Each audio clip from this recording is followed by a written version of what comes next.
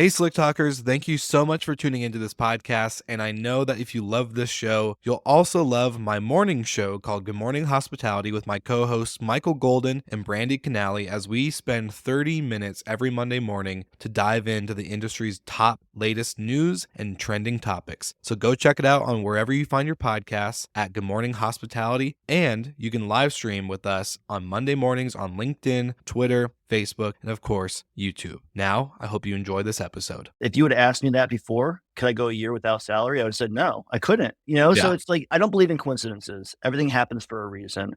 And I'm a big believer in the universe, and everything that you have in your life, you've created somehow, some way. And that's my delusionally optimistic self. If I could sell title and escrow, an ancillary fee, and I, can sell millions of that every year for 10 years, like, okay, I can sell almost anything. So that's where, like, when I got into CanMonkey, I had other income coming in from my W-2 at, real estate. So my thought process in the beginning was like, hey, I'm just going to grow this. I don't need any money from CanMonkey. If this gets to 1,000 properties, oh my gosh, that'd be amazing. If this gets to 500, if this gets to 100, like in the beginning, it was very small. But when the pandemic happened in 2020, so that was now, like, I invested right before 2019. Now this is 2020, almost like, a year and a half after I invested and now put time into it. When the pandemic happened, I almost was given no other opportunity. It was like, what else am I going to do? Am I going to go?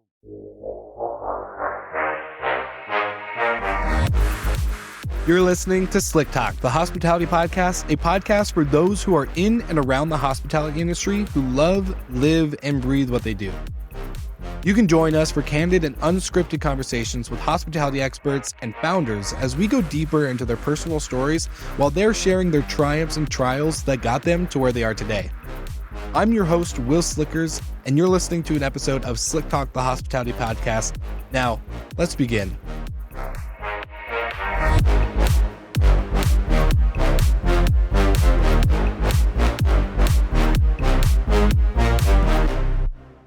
All right, we are back with another Minute with Minute, and I have a question for Nathan, who's going to answer the question of, does Minute do more than noise monitoring? Definitely. Great question. We do get a lot of people that come in to Minute expecting that we only do noise monitoring.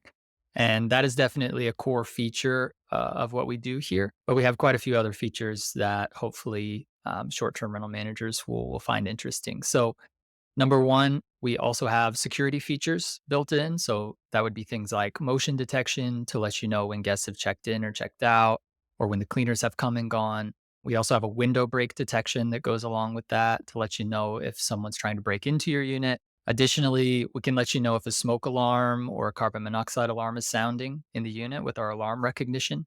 Apart from that, somewhat related to noise, we have a crowd detection feature that lets you know if a large group is gathering at the unit even before they start making noise. Our newest monitor is available indoors or outdoors. So the sensor, when you install it, you choose whether you're placing it indoors or outdoors. So it is weatherproof. And a pretty exciting feature that we have coming later this year is our new ability to detect unauthorized smoking. So that's a few of the features. We actually do have a few more that I didn't even get to touch on here. So if any of those interest you, check us out. I love it. You heard it here first, folks. A Minute with Minute, and now back to the episode. All right, everybody. Welcome back to another episode of Slick Talk, the hospitality podcast. And this one comes out a little bit differently because normally I don't get to meet founders in person prior to recording with them. It's always meet online, get to chat, have a pre-call, get on the podcast. Well, Alex Shapiro is a little bit different. He is the CEO and co-founder of CanMonkey. If you haven't heard of them, I would be surprised. They've been around a while, but they are making waves in the short-term rental industry. So, Alex, welcome to Slick Talk. Good to see you again, my friend. Thank you, Will. I'm really appreciative of being here. It was great to meet you at the Women's Summit, level up your listing, and I'm glad that we were able to connect. I'm able to get on your calendar. You're a busy guy, so I appreciate the opportunity, and I'm looking forward to speaking with you today. Yeah, me too. I've been really looking forward to this just after getting to meet you at, like you said, Level Up Your Listing, which big shout out to Natalie Palmer and Tatiana Taylor Tate for putting that on and for allowing Alex and I to be one of the 4 guys in attendance. It was it was a pure honor. So such a good conference. But getting to hear your story again, I think you and I had this conversation when talking to each other in the marketplace and just getting to hang out. But, there's a lot of things in our industry that are not sexy. One of them, insurance. Second one, noise. A third one, trash. And obviously, I've never thought, like, when hearing about you and CanMonkey, I was like, how did I not come up with this? Like, this is so genius, so needed in our industry, because the things I mentioned when it comes to noise, parking, and trash are usually big pieces that go into regulation in short-term rentals. So for you, without obvious, awareness for any of the listeners or the live viewers, CanMonkey obviously deals with trash cans and stuff. But let's hear the story of one, what CanMonkey is today and how you got started in the beginning. Absolutely, and I appreciate the opportunity, like, once again. So CanMonkey was founded, the idea, the concept in 2017. The brainchild, my business partner Mark started it in Scottsdale, Arizona, going after just homeowners in a ritzy area in North Scottsdale. His thought process was, if he didn't like taking the trash cans to the curb and back, and he saw his neighbors not wanting to do it and pulling it right into the garage, shutting the garage, cans still at the curb, while he was walking his dog one night, he's like, hey, that could be a business model. And not even looking into the short-term rental or the Airbnb industry. It was just strictly homeowners. So 2018 was our first full year. Mark and his other business partner who started it, went into the business fully, got a website, PR company, got on the news. Everything you thought that you would have to do in a business is exactly what they did. Invested a lot of money into it, did everything right. The only problem was that this was such a new concept that homeowners, A, didn't know what this was, B, wasn't really sure they really needed it, and C, was just kind of like, I'll wait because I've taken my own trash can out for my whole life. So it wasn't like a real urgency for them. So after the first year, roughly, we had about 20 to 25 properties that we've added on, one by one homeowners. His business partner and him at the time, Mark, were friends of mine. We're friends of mine. And, came to me with the concept of CanMonkey toward the end of 2018 and asked if I wanted to invest. And, I was going after homeowners. And I thought initially it was a silly idea. I was like, I wouldn't pay for it. I was even breaking it down the monthly. Like, I'm going to pay this much every week to take the trash cans out. That's so silly. That's so stupid. I wouldn't do it. Kind of like, putting them down. But in a way, it was that thing that I thought of, right? I went home that night, I'm thinking, okay, the trash can has to go out. I saw my neighbor's cans out. I'll do it when I get, I did the same thing that he said, but now from a homeowner. So I was like, oh my gosh, maybe he's on to something. My background at the time was real estate and escrow and title real estate. And so I had some investor guys that were converting some of their long-term rentals into short-term rentals. And it was at that point where I was like, holy crap, maybe there's a whole other, department for this need. Here's someone that has 20 properties that would want to sign up all 20. That's pretty enticing, right? Like, you don't have to go after one person and get one property. You go after one person and get 20. And when I was in title and escrow, I went after investors for that same reason. Work smarter, not harder. So if I get one client and they gave me 20 deals that month, it's a lot better than going after 20 individual real estate agents and getting one deal each. So that was kind of my aha moment, even though at that time, I think they kind of already had a couple short-term rentals that were coming on to CanMonkey. That was my like, okay, this is what I can scale. This is what I bring to the table. And I kind of changed my philosophy. Like, you know what, maybe I will buy it. And like, let's talk about it. And at that time, it was my business partner, Mark, and his business partner at the time. And the other guy wasn't really keen on me coming in. What can you do for us? How are you going to help us? Was kind of adamant that I wasn't a part of it. I was just like, no, I'll just bring value. I'll just show you what I'm going to do. And I'm just going to keep reaching out to these people because I like to create win-wins. So I kept reaching out to people, started bringing some people over. That guy was kind of, the other business partner was like, no, I'm just not doing this anymore. This is not working out. It's taking too slow. And so I basically came in and took Mark's business partner, got him out of it. He wanted out. I took over his spot. And then Mark and I were saying, look, this is what we'll do. You do operations, Mark. You make sure the cans go to the curb and back every week. And then I'll make sure that the sales and marketing, which is my background, is getting taken care of. And then we grew the Scottsdale place, Scottsdale market, until we got to the point where he couldn't do all the routes himself. And then we started looking to other near cities like Mesa, Tempe, which were 20 miles away, but still 20 miles away is far for one can to go back and forth for a driver. So then we started looking to the next city, and then the next city, and the next city. And that's kind of how the thought process came from, just a seed idea to where it wasn't my idea. Like, I never came up with CanMonkey. I never came up with the thought process. I never came up with the website, but I came in with like, okay, I'm gonna help you guys scale this and just make sure the operations is taken care of. In the beginning, it was just, Mark and I doing it. So it was a lot easier when it's just two people taking care of the cans, every day, every week. Yeah, no, 100%. And I love that you kind of came in and just said, okay, here's a way. I like this business. There is a problem, but is the problem big enough for homeowners to scale, or is the problem bigger for short-term rental operators? And that's where the scale is at. And so getting like big shout out to Brooke Fotz from one of our sponsors of Inventory, but he always tells me going, Will, riches and niches, riches and niches. And I think you and I had this conversation in Arizona talking about like, okay, who knew that short-term rentals or hospitality, the big umbrella, would create niches in noise, insurance, garbage can takeout services, like all these little pieces, media, podcasts, like all these pieces that people are able to get into under one big umbrella is really cool. And so just to hear your story of like, okay, I'm gonna come in, I'll bring value. And it sounds like you and forgive me if I'm wrong, but you and Mark kind of right out the gate were like, hey, visionary, integrator. You're going to go integrate and do the operations. I'm going to make sure that we scale and we grow. Is that correct for you guys on how your relationship kind of went out at the beginning Yeah, or no, I'll give you so Mark is like 15, 16 years older than me. When I was 22, he was my one of my first mentors out of college. So we have a good relationship. He's more like an uncle s, right? So like when you go to your uncle thinking that you know a little bit more than your uncle, he kind of puts you in check sometimes. So it's nice to have someone like that kind of, dots my I's, cross my T's for me because I'm a little delusionally optimistic. So it's nice to have someone that pulls me in. So that's our business model, right? Like I am the visionary, but he's a visionary as well. But I'm kind of like, hey, I'm gonna go for this. Let's do it. Just make sure that we're good on the back end. And that's what we're really good at. Like we're the yin and yang. Like I might go out too far. I don't go out too far because he's always there kind of making sure like, hey, we can do this, but X, Y, Z. So it's nice to have someone that already he has different kind of business knowledge than I do. He has business knowledge of starting businesses from scratch in different industries, but that is good knowledge, right? Trademarks, copyrights, LLCs.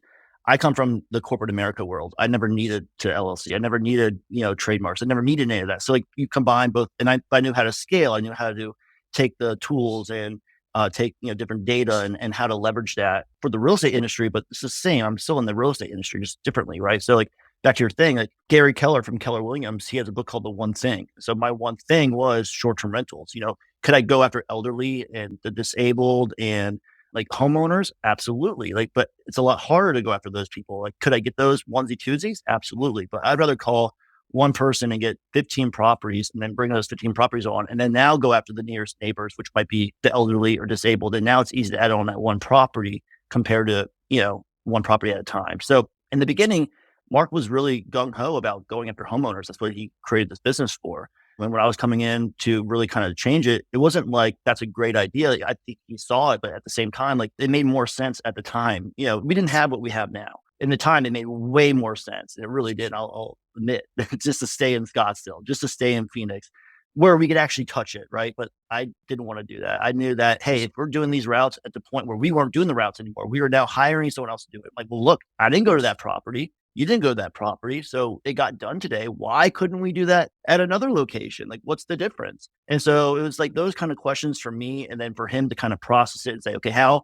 would this work if we did that? And then, okay, let's try it. And so it's nice to have, I go through the whole steps and come back and like, okay, I already know what can go wrong. I know what can go right. Let's just try it. And then am I always right? No. Am I always wrong? No. But it's like I have that.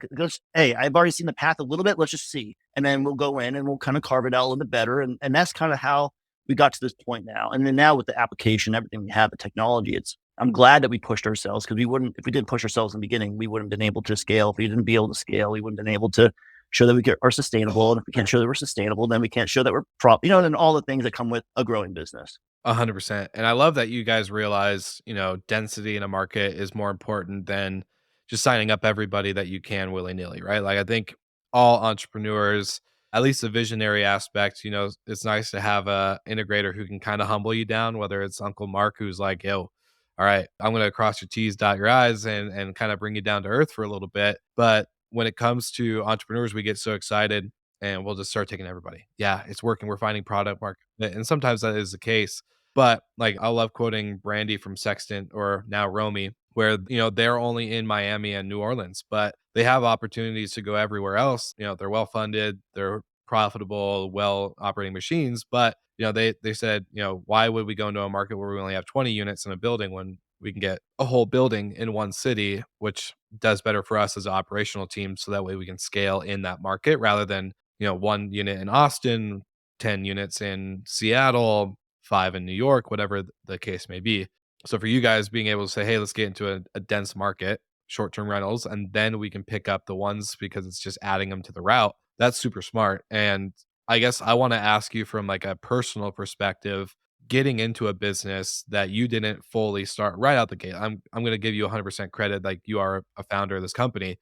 But, when you buy in, what was, I guess, a weird question to like wrap it up is, did you ever think you would be a founder, CEO of a trash can company that pulls trash cans out and puts them back? Or So I'll be honest with you. So this is the timeline. So March of 2018, I went to a bachelor party for one of my friends getting married. And while on the car ride to the Airbnb that we are staying at in Lake Tahoe, the guy next to me that I just met that was on this trip too was watching a show called Billions.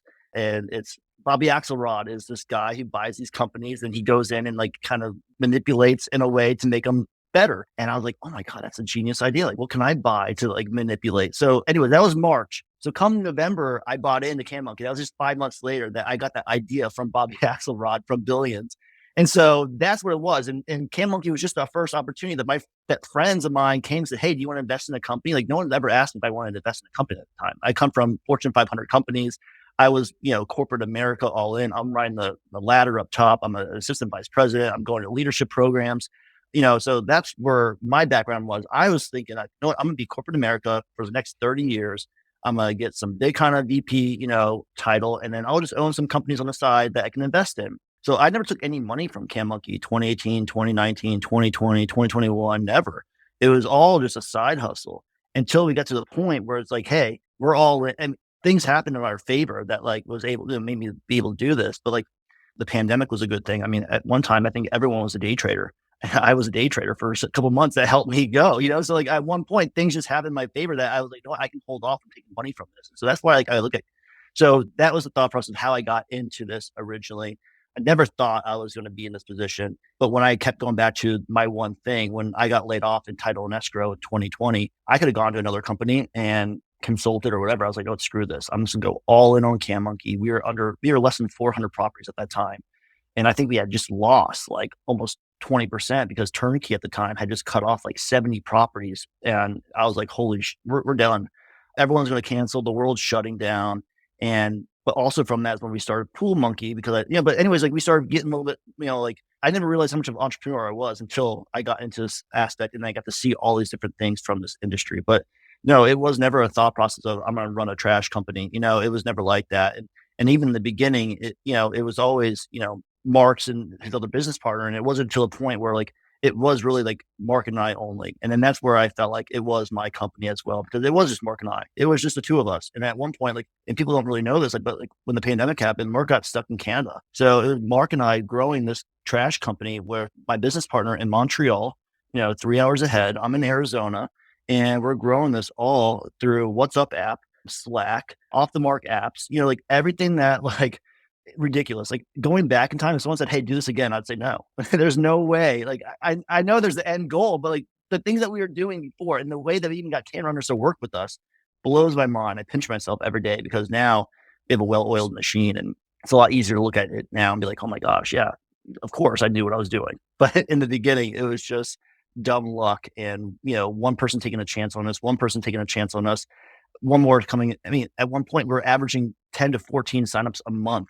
at $35, $39 a month, like I'm thinking I need to add 1,000 of these to start making some money. Like I can't make money at this. I got a family of 5, but you kept staying at it. And that's what you said something earlier.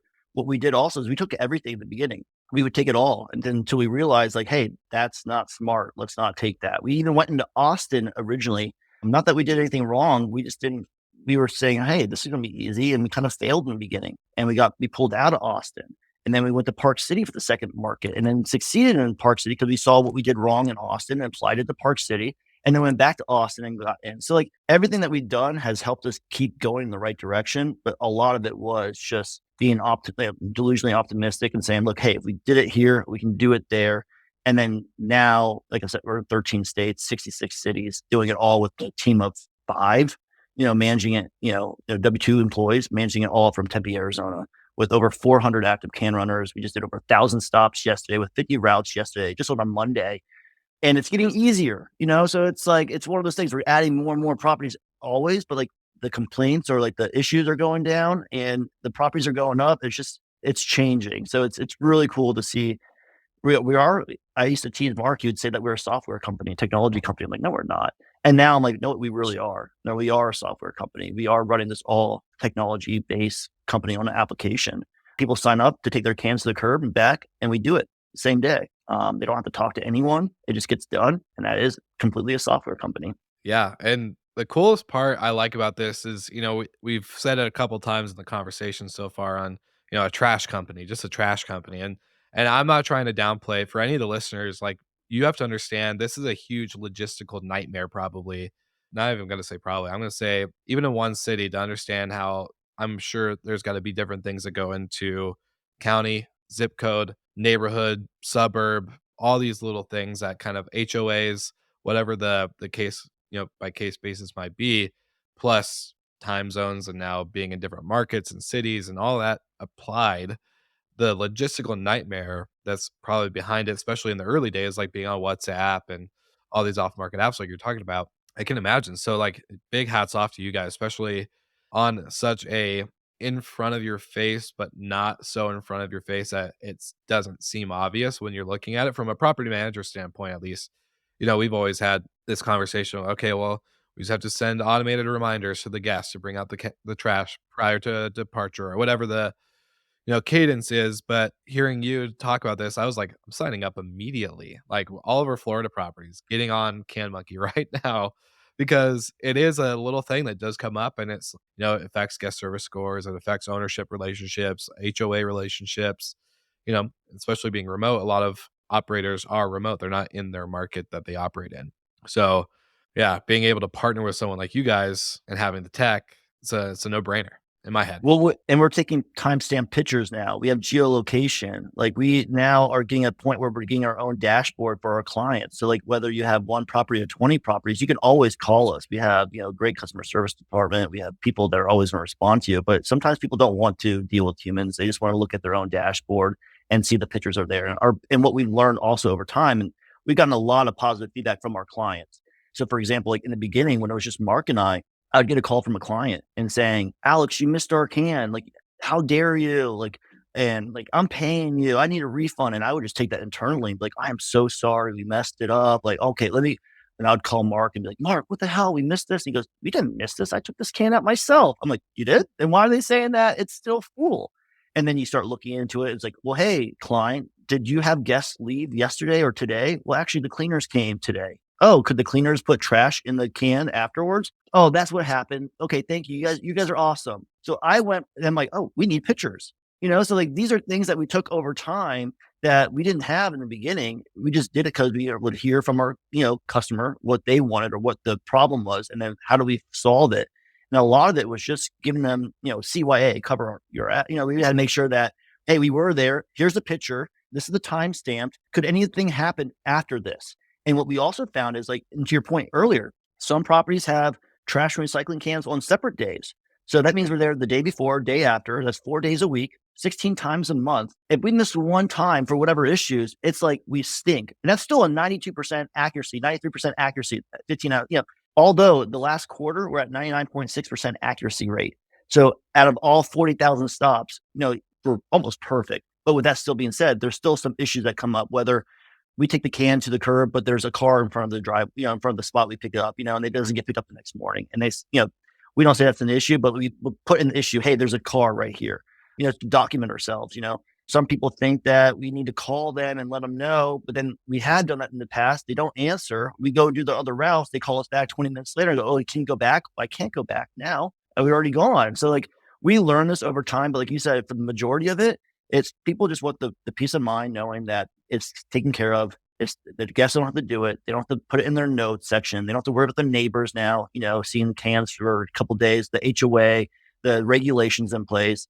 And also, I just gave an example of 15 to 16 times a month that we're taking them. Also, like you said, like there's some areas where there's a street that maybe divide a city and a city where 15 properties are on this route and all but one is on a separate day. It's like when we had the cities change for the the New Year's and Christmas, all of them changed but one. So we think we're doing a good job in being proactive and changing all the dates, but one of the properties doesn't change. So now that person is mad that we took the can out a day early and, we suck. And it's like, oh, okay, sorry. Like, now we added the notes. Now we know for next year, don't do this one. So, it's like, come on, man, we've been great for 6 months, honest mistake, and we'll make sure that we always make it right. At the end of the day, we're dealing with humans. We're dealing with things that are sometimes always changing. But for the most part, we own it. If we do make a mistake, we'll make it right. We have our on-demand junk removal as well. So we ensure that your cans are always going to be empty, whether it's the cans taken to the curb, the city empties them and we return them, or we go with our on-demand junk removal and empty them for you. Whether it's excess trash left after your guest that, was left, even though we took them to the curb, there's still trash around, or the gate was blocked by a car and we couldn't get to the can and, we didn't have easy accessible access and you need us to remove it. And you send an Airbnb insurance claim because the guest left too much trash, whatever it is, we've seen it all. So we just try to be those eyes and ears for our clients and make sure that, like you said, what we learned is the two major issues are Wi-Fi and trash. So if we can, take care of the one major issue, which is trash, then, take care of everything else, grow your portfolio. And when you grow your portfolio, add us on the back end for your trash vendor. All right, Slick Talkers, now for another dynamic sponsored duo of the podcast. I would love to introduce you to Vintory and Safely. About Vintory, we've had Brooke Flotz on the podcast, who is a founder, multiple times, and him and his team know numbers. They know data and they know marketing. They know how to help property managers just like you scale and grow their business by adding more inventory, aka more homes, into your rental program that drive the bottom line. For all of you listeners that want to learn how to scale and grow your inventory, you can get a free digital copy of Brooke's book called From Zero to 500 Properties in 5 Years. And for an added bonus, if you would do a demo of the Vintory platform, you'll get a $50 gift card to Amazon. Now that's a sick deal. And now to touch on our friends at Safely.com. Safely.com helps property managers just like you and I protecting the homes that they manage from structural damage to content damage and of course bodily injury. This means plates, linens, cups, couches, tables, curtains, walls, and of course your guests themselves are protected. And this helps you by scaling your company in order to ensure that you are retaining owners and inventory in your program. If anything is broken or if anyone is hurt, you are able to make a claim through Safely, and within 3 business days you can get instantly paid out to replace any items and settle any claims that happen on site without having to deduct from your owner's payouts. That's why I call these guys the dynamic sponsor duo. And thank you so much for tuning into the podcast. Check out their offers in the show notes and back to the episode. Yeah, no, I love it. I love it. And I'm curious to ask you on the side of, going from corporate America to getting exposed to CanMonkey, going years without paying yourself to now being at 5, W-2 employees and being in a new office starting this week. For everyone who's listening, this episode is recorded in March. It'll come out in, I think, April. So just understand that there's Alex and the team are moving. So as you guys move into a new office and stuff, I'm curious to hear from your, like, obviously you never expected to become the trash man, right? Like becoming the trash guy and this stuff. But, what's been the biggest takeaway or kind of maybe realization, self-reflection moment where things really shifted for you going from like, I'm corporate America, I'm climbing the ladder to like, actually, I'm all in on this and building this company and getting it to a point where like I can be comfortable with missing out on years of pay versus a lot of people. I know a lot of founders, I have a lot of friends who everyone comes up to me, Will, I have this business idea or I have this podcast. I want to do this. All right. Can you go a year without getting paid? And the answer is usually no. Oh, how? Or can you go a year without making maybe half of your salary now? Oh, no way. I couldn't do. Well, then you need to reevaluate some things is usually my answer. But for you, like, what was that moment? Was there one where you're just like, fuck, I just gotta go. I just want to go all in. That's a great question. And like what you just said, if you would have asked me that before, could I go a year without salary? I would have said, no, I couldn't, so Yeah. it's like, I don't believe in coincidences. Everything happens for a reason. And I'm a big believer in the universe, and everything that you have in your life, you've created somehow, some way. And that's my delusionally optimistic self. If I could sell title and escrow, an ancillary fee, and I, can sell millions of that every year for 10 years, like, okay, I can sell almost anything. So that's where, like, when I got into CanMonkey, I had other income coming in from my W-2 at, real estate. So my thought process in the beginning was like, hey, I'm just going to grow this. I don't need any money from CanMonkey. If this gets to 1,000 properties, oh my gosh, that'd be amazing. If this gets to 500, if this gets to 100, like in the beginning, it was very small. But when the pandemic happened in 2020, so that was now like I invested right before 2019. Now it's just 2020, almost like, a year and a half after I invested and now put time into it. When the pandemic happened, I almost was given no other opportunity. It was like, what else am I going to do? Am I going to go back into title and escrow when the whole world shut down and then now try to tell everyone like, hey, this title company is better than this title company? I didn't want to do that anymore. It's lying. It's not true. Like they're not different. We're doing, so like, I was like, no, screw that. I'm a day trade. And while I day trade, I'm going to grow CanMonkey and I'm just going to just hit up everyone on LinkedIn. I'm going to hit up everyone on Facebook. And that's what I just did. I got obsessed over it and was really like, I'm just going to grow this Phoenix market. I'm just going to grow, grow, grow. And Mark and I had a goal like, hey, if we get this 500, like we just got the 500 properties, like XYZ, like, so like we just kind of like think like that. And I believe like when you commit, the universe, will assist you. And that's the thing. Like, I don't know. Like I said, I would never go back. Having 3 kids and a wife that's dependent on your income and then not having that and not having insurance, not having, anything that you're accustomed to, it was a huge sacrifice. That's what I'm saying. Like people ask what our moat is. Our moat is what we just sacrificed the last 4 or 5 years, building the volume up. People are looking at what we're doing now and thinking it's easy, and it's not. I mean, they're going to learn a lot more information now having this conversation, but going 3, 4 years of no income, 5 years of no income, not even making what you were making before, like it's not for the faint heart, So like even with that, like, and then to see that us expanding new markets, you might think that's even easy. So I see other people now trying to do it. And it's like, that's great. But like, you're now going at my prices that I came up, like, well, how did $49 come up? How did the price per can come up? Like, how did all those things come up like we created it? How did we create it? We create for our business model. What's our business model? What we created with no income coming in. So like people who are trying to compete at our prices, some people think our prices are really high. And then some people are like, that's a steal. So it's all, and there's other companies now creating what we're doing, which is fine. I love it. I love when people say, oh, hey, I use a company like yours. I'm like, awesome. I'm not the first you've heard. Give me an opportunity because now I know what I'm bringing to the table. And if you're using a company that doesn't give you pictures, it doesn't have this and doesn't have this, I've been there before and I know what you're getting. I now know what you could get and what this was the differences for $5 a month. So I love it. Like I really do. But like back to your question, like I wouldn't do it again. And I now have a newfound respect for entrepreneurs. Like, honestly, like when you see these entrepreneurs start, like I now know what it feels. And when people come to me now and say, how did you do whatever? Like I kind of blacked out for 5 years. Like I was just surviving like day by day, like minute by minute as sometimes. Like I went through a lot of depression. I went through a lot, like my wife is my rock and she saw me through, but like I have a personality that never changed, but it was hard. Like, what the hell am I taking? I'd be in my suit. I would be in my suit taking cans out. And I'm like, what the hell am I doing? Sweating in the summer of hot Arizona summer, sweating in my like 3-piece suit. I'm like, this is the stupidest thing. I'm not doing that. What am I doing? I'd probably quit 100 times in my head, but I would quit and then I would get a new deal. I would want to quit. And then Steve Karen at iTrip took a meeting with me. Like I would quit and then like something would happen where I'm like, oh, I'm on to something. I would quit and then I'd meet Will Slickers. It's like it'd always be something that would be like that, like it was like that like little sign, like keep going, keep going, keep going. You come and I'd say to myself, you didn't come this far to come this far. Like I keep reminding myself of those silly little like quotes that just like was really true. Like one of my mantras I tell myself every day for years. I don't know why I even say this, but I'm a beacon of light for those who can't see in the dark. And I never knew what that meant. And then now being in this industry where all these people are in the dark with how they figure out their trash issues, I'm the beacon of light. I'm the beacon of light for you guys who can't see in the dark for your trash issues, whatever they are. And that's why we're a vacation rental trash solutions company. I don't just take the cans to the curb and back. I'll take care of your cans by cleaning them. I'll do the on-demand junk removal. I'll schedule with your PMS system and get on your calendar and do all your departure dates.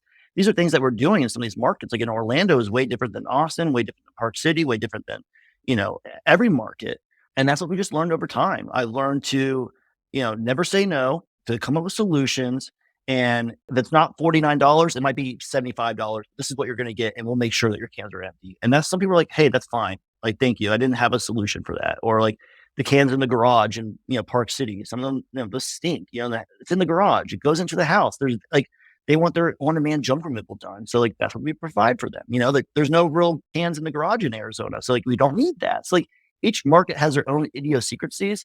And really, like you as the property manager, like you already have a solution. So what is your solution right now, Will? What are you doing? how can I take what you're doing right now and then, embellish it, or say, hey, I can see how you got that, but I got a solution that's already working. I can just add your properties onto what I got. And do you want to, get in with this price? And you'd be like, yeah, just take my cans.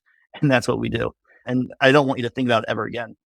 Yeah, and a lot of us, depend on our housekeepers or our maintenance workers to really be this extra, kind of like you said earlier, is the boots on the ground, we're eyes and ears, and depend on them to take out the garbage. And it's like in most of their other properties that they work for, if they work for others outside of your company, they don't have to do that. They have someone that's probably hired to do it individually. Someone in high school is just got extra time that they can earn some cash, or a CanMonkey solution. But it does put a lot of wear and tear on your housekeeping staff if you actually add that service or that duty to it. And it's one of the like when I'm cleaning a house or even my own place, the last thing I want to think about is going around the corner to pull out the bin. I'm trying to get the hell out of Dodge. Yes. Yes. So that's also the other thing. I want to go back into what you were Wait, wait, sharing. wait, Oh, go wait, ahead. before you had the question, I want to add on to that. So I just had this conversation with someone who's kind of asking about our business model. Like, why do I need you? I have a maintenance guy that does it for me right now.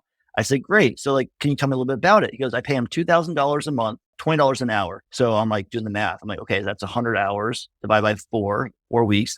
You have a maintenance guy, 25 hours a week, taking trash cans to the curb and back. And I broke it down for him. Basically, he just told me, he goes, I didn't realize you spend that much time taking the trash cans to the curb. I'm like, so couldn't your maintenance guy be doing more things than taking like 25 hours? So if you're working 40 hours a week, already more than half is taking the cans to the curb and back for you. And that was like, I think he already knew the data. He told me. I just took it in a different aspect of it and said, well, can you use that maintenance guy for other things? And I can give you back his 25 hours for like $50 a month per property that you can get from guests or owners, or here's another, ideas of not to come out of pocket with it. So sorry to cut you off, but that was just what you just said. I loved it because it is true. Everyone has a system or solution, but at what cost? Exactly. And I would much rather, like you just said, I'd much rather pay the $50 per property and just let that 25 hours actually be used to improve the homes, improve whatever we're trying to do. Because at the end of the day, that's going to be way more to my bottom line than wasting 25 hours a week for him to drive to every property and take out the trash and put it back. Like, A thousand yeah. percent. But, what I was gonna try to get to for you is, you mentioned a couple things in your story, and this is where I really geek out. I think you and I have very similar stories in the case of when I left my hotel management job, my constant internal voice was sink or swim, sink or swim, sink or swim, sink or swim. That's all I had. I didn't think about starting a network. I didn't think about doing all this other stuff. I was just like, get my podcast to be my full-time thing, which it was, but it was still like December 27th, 2019, right before COVID, not knowing what the hell I was doing, not in the media industry, all this other stuff. So that kind of phase of, I think I love how you said it. I quit 1,000 times in my head, but then I would get a sale or I'd get this. And then, it was just a continuous, I'll quit, something would happen. I'd quit, something would happen. And not saying like you're bipolar and going to your partner, like, I quit, I'm leaving. And then you're going back. But in that internal dialogue does happen. And I think a lot of entrepreneurs are afraid to admit that. So as it's happening, and you're going through depression and other things, because I'm a big advocate of speaking up, especially for men's mental health, in the sense of I attempted suicide when I was younger. I struggled with massive depression episodes that led down that route again to now being full-time entrepreneur slash multiple businesses, multiple team members. It's still not easy. It gets better, I think, but I think there's a big misunderstanding that once success comes, that those struggles don't happen ever again. When in fact they really do. There's always that little piece of you, I think, that's kind of like, hey, you sure you should be doing this? Come on. Really, you're gonna do this? You're gonna like, whatever it might be. So for you, what would you, I guess, say to any listeners, especially we do have a lot of guys that listen to the show, when it comes to that piece, running a company, whether it's in the industry or not, what's some, helpful things that have helped you through that? Especially, you mentioned your wife, I'm sure she's amazing, just being a huge support. So I would love to hear just from you, entrepreneur, founder to founder. Yeah. Yeah. So I will also credit CanMonkey for like saving my life. And I'll be honest with that. I mean, it could have been a lot of the time that we were in with the pandemic. I went to counseling, went to therapists. I was going through a major change. I had my son 2019. So after I invested in CanMonkey, I had my son right after. CanMonkey, my son's name's Camden. So it's kind of like the universe, like what the hell? So, I had a son, like, I had girls, and that was my first son, so I kinda went through a lot of stuff just, like, internally as I think you would if any male has a family, whatever, but a lot of it goes stemming from I wanted to be better for, like, CanMonkey, I wanna be better for my, my family and everything, so I wanted to just go to a therapist, and that's when I learned a lot about myself, and that's what really helped me. So for the first thing I would say is therapy, counseling, that's not, like, the taboo that people say. I love my therapist, her name's Barbara. I try to get on her calendar as much as I can. A lot of things that she says are things that I already know. It's just you're your own worst enemy, and those intrusive thoughts, I mean, I never actually tried to do anything to myself to hurt myself, but I had thoughts where it was so vivid that it was very scary. And so to have someone just tell you that, hey, that's normal, it's okay, like how you handle those thoughts, how so that was a major thing. What I learned from going to therapist is that I was diagnosed with high functioning anxiety, high functioning depression, ADHD. I mean, a list of things, hypersensitive, which all makes sense to me now. Like I had never realized it took me till 30 years old to realize all these things, but those things that were, could be bad things are the reasons why I'm successful. Being anxious is my like kryptonite. Like I love having anxiety. I hate it, but I love it. It gives me a sense of urgency about everything. Like I'm like my team is phenomenal. I'm not taking anything away from them. Like I set the pace so fast, so hard that like no one's going to outwork me like that Dwayne Rock Johnson. Like I'm the hardest working, like I'm not the hardest working. Where like I try to work smarter than harder, but I will push us forward. Like I will not stop until I know that not just I'm okay, but my family's okay. And now my family's my team. My team is my clients. Like I try to make everyone else around me more important than myself, which is also not the best. You should take care of yourself. And that's something else that I learned. It's like if you want to change the world, what you got, there's like this old saying, like, if you want to change the world, you got to change your country. To change your country, you got to change your state. To change your state, you got to change your city. To change your city, you got to change your county. To change your county, you got to change your family. To change your family, you got to change yourself. I was like, holy shit. So like, you want to go change the world? Start with yourself. And that's what the therapist did for me. And that's what CanMonkey really helped is that it kind of made me go to therapy because I was wanting to quit. I was upset. I was like, what am I doing? I'm not being a good parent. I'm not being a good, spouse, or I'm not being good at anything. And really, I was just starting a startup company and I didn't know that that's what it took. Being in my small room in the dark, just banging out emails, banging out connections, banging out LinkedIn, banging out whatever it was. Like it's you. And like when I came from corporate America, I had an assistant, I had a GM, I had a GM over the GM, I had like a team, I had everything. I had a budget. If I wanted to go to Nashville for the STR, well, I'd be like, hey, I need a budget. Like, okay, Yeah. cool, here it is. Like, cool. Like now it's like, okay, I want to go to that, but I guess I'm going to sneak in this time, or I guess I'm going to drive there. You have to do little things differently. It's always like ask for forgiveness, not permission. And I just had these little mottos in my head that would just keep me going, just keep me going. Act as if we already have 1,000 properties. Act as if we're already the number one trash removal service in the country. Like, act as if, and then it will happen. And so, like I said, delusionally optimistic is also one of those things that I don't see anything but what I see. And it could be a good thing or bad thing. And I don't go into it like losing. I go into like almost like positive, like this is going to be good because I've already looked at it in the future. And I'm like, okay, we're going to do this. And it's going to be hard, but I know we can do it because this is how we're going to do it. I'm going to reverse engineer. And if we want to get to 1,000, we have to get to 500 and then get to 500 with 250. And this is how we're going to do it. And then just the building blocks. And then every time you get those little wins, and this is something else I learned, I'm really good at celebrating the little wins. The little wins help me realize that I'm on the right track. And if I didn't have those little wins and you're only looking at the big things, you think you're going to be failing every day. So every day I try to go to bed at night, put my head down saying, what do I accomplish today? Blah, blah, blah, blah. Awesome. Like, was that money? Maybe not, but maybe it'll be money next month. Maybe it'll be the connection will lead to another connection. Maybe this will lead to this and this, whatever it is. So like, I just always try to stay positive, positive, positive, positive. And that helps me keep away from the negative mindset because I wake up sometimes depressed. And luckily now I have kids and I have, something bigger than myself. You can't be depressed when you have kids, loving on you. So it's nice. But it's hard, but once I get in that mindset and I'm positive, I'm on the positive mindset. I'm good. And I stay positive all the time because I have to. Mhm. Yeah, I have 2 questions for you before we wrap up the episode, and the first one really goes into, I've listened to other podcasts outside of the space, and there's one that always asks this question of, do you feel like you were born or made to be the entrepreneur that you are? Some people are just naturally wired to work this way, to think this way, to act this way, to be the visionary to carry up and scale and exit and all the above. And then some are made. They have things in their life that, like you said, the little things that just kind of show you signs of where to go that make them to where they are. Do you feel like you were born or made to be an entrepreneur?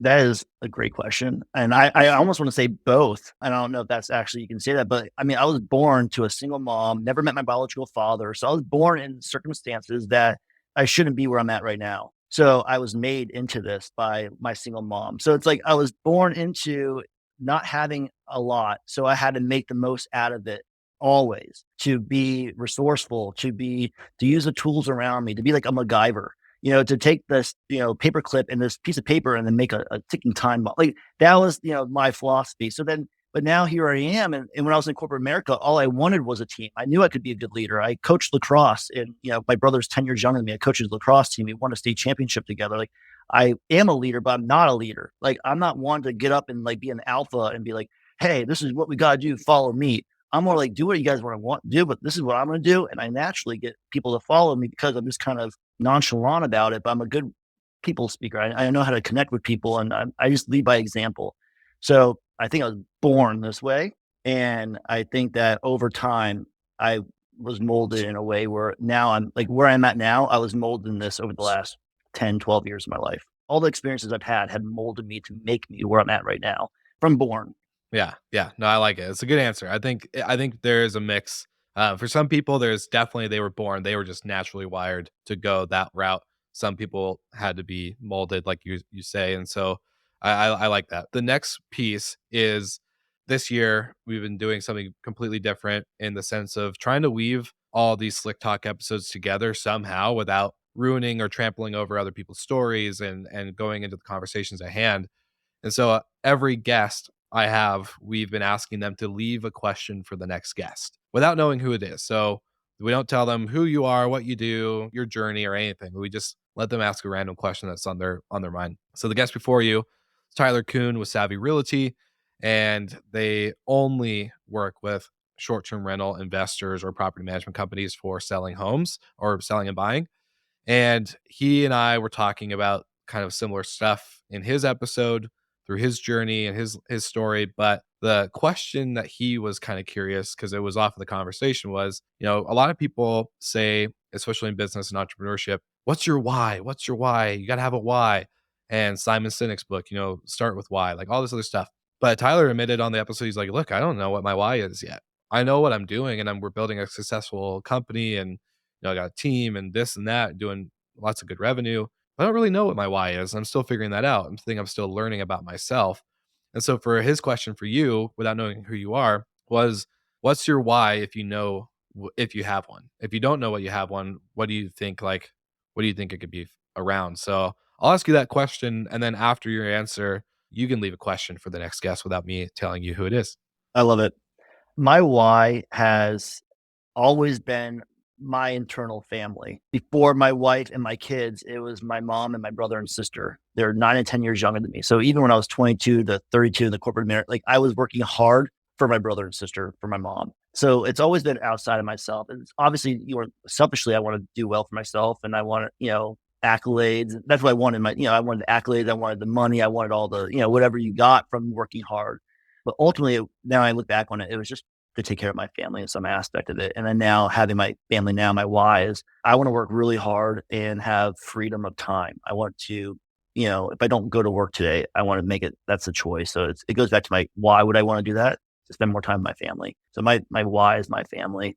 And it sounds cliche, but that's really what it is. It's like I worked really hard to have the life I have right now. I wanted a family of my own. I wanted the wife I have right now. I wanted the kids. I created everything I have right now, manifested it. And so more time, if anything, I'm working really hard right now to have something that is not passive, but something that I can grow and that I know that like I don't need to make millions of dollars a year. Like I that's what I learned in my 20s. Like I want to be comfortable with my family. I want to take some vacations. I just want to be there for, school drop off, school pickups, the little things that maybe I didn't have in my life growing up. So that's it. A question I would want to ask someone though is what's a failure you had in your business that you wish you had earlier on? And the reason why I say that, because I had a lot of failures that helped me propel in the right direction. And I don't think a lot of people see failures as lesson learns. I think they see failures as a mistake. And that's where I also would challenge an entrepreneur to fail early on, fail. That means you're trying something and that means that it didn't work, but just pivot and move on to another opportunity. Yeah, as good old Gary V would say, "Fail your face off in the I love beginning." that. Fail so Yes, many times that you have no choice but to learn from it and grow and do better. I resonated very much so with you when you're talking about like, "Oh, we can go into a new market and go into Austin," but then realize, "Okay, that's not as easy." So we backed out. And, we've done similar things. We launched a big parent company to go into other niches of audio outside of hospitality. And to be honest, like we just weren't ready. Like we really wanted to focus on hospitality and what we're good at and what we know in the industry that we love already. In the future, when that becomes self sustaining and doesn't need my day to day involvement, love to go into other stuff. But, it's being able to fail first or fail forward, however people want to phrase it, that really does there's a little bit of guilt in the beginning. I think we're all humans. We all feel like, "Oh, man, I can't believe I announced all this stuff and did all this spend all this money, and then now you're, like, backing out, and it looks like you're not holding to your word." But I think it's okay to realize and be self-aware and admit it, whether it's in a recording or on a real life conversation that, "Hey, didn't work. It's not time. It's either a yes and no or not now," you know? And I think being able to be self-aware with that is really important. So, I love it. This is such a great conversation, and getting to, like, meet you in person, I think really set the tone for this because I came in without my notebook, which all my listeners know I always bring my notebook and I love it. always have, like yeah, it was just really good to have that one-on-one time because you are good at people, you are good at, connecting, and I really appreciate that about you, and we got to meet in Scottsdale and your openness to share your story on the show a little bit deeper than probably most, and yeah, so it's been really great to chat with you, Alex. I appreciate it, man. I'm an open book, man. I'm transparent and I like to, create win-wins. And if I can help someone, I know it'll come back to me. I'm all about positive, karma. And it's like, I can give someone 10 steps on, I used to say this in real estate and you can do the same thing in weightlifting or whatever. I can give you 10 steps on how to get a six pack or 10 steps on how to make $1 million. You got to do 1 through 10. Are you going to do it? So it's like, that's the thing. I can give you the whole playbook of how to build CanMonkey. Are you going to do it?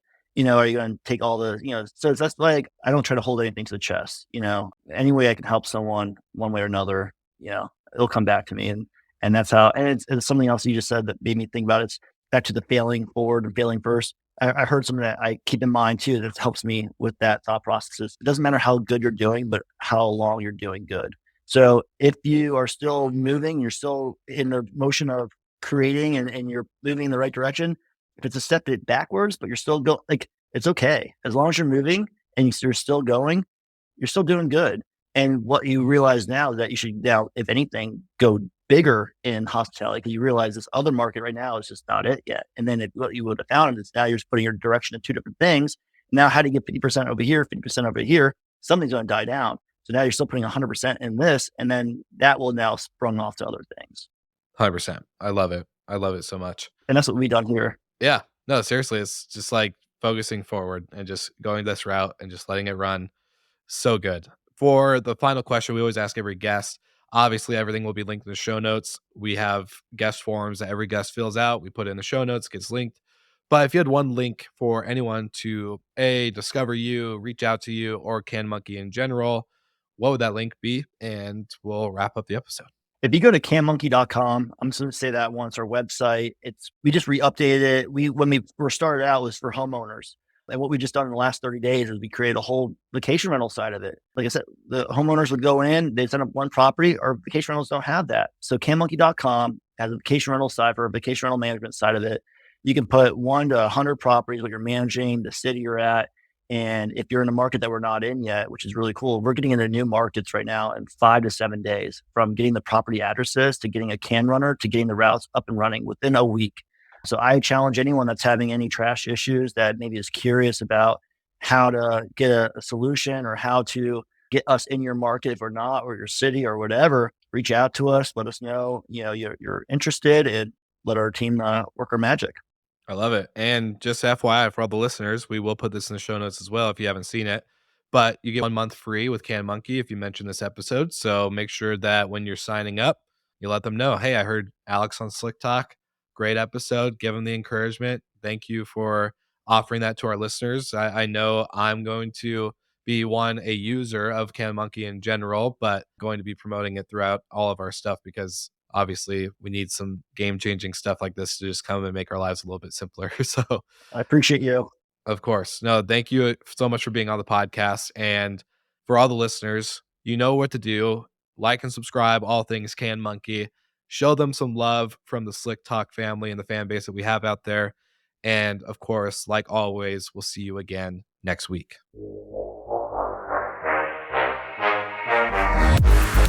Thank you so much for listening, and thank you to our show partners for making Slick Talk, the hospitality podcast, possible. We hope you enjoyed the show, and we would love to connect with you outside of the podcast. So you can follow us on all of our social media channels for daily hospitality content, or find us on slicktalkthepodcast.com. And don't forget to rate, review, and subscribe so you never miss an episode. I'm your host, Will Slickers, and we will see you guys all again next week.